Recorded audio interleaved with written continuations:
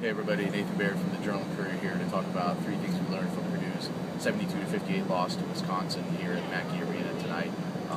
Obviously the number one thing that everyone's going to be talking about is another disappearing act basically from A.J. Hammons.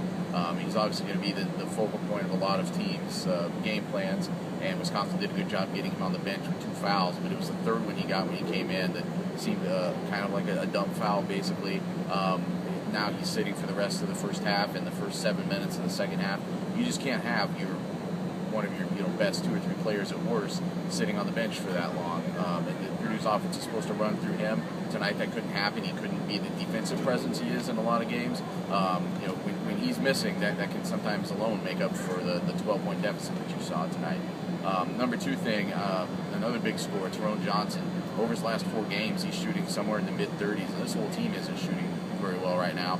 This is a guy who's going to, at the end of the year, end up taking more shots than anybody else on their team.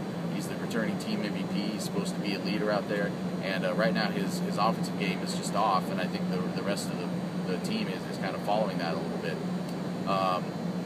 And the number 3 thing, for once we're not talking about free throws tonight because it wasn't that close of a game, and we don't really have to talk about turnovers and rebounds because I thought they were right there in both of those categories. But just overall, this team offensively is really off, and it's a lot of players. As Matt Painter said in the game or in the post game tonight, you got some guys who you're asking a lot of them early in their career with the freshmen and some players like that.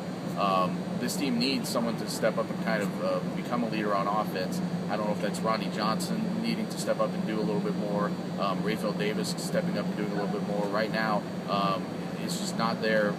It's not a cohesive offensive unit, and they're not going to be able to win very many games in the Big Ten like that.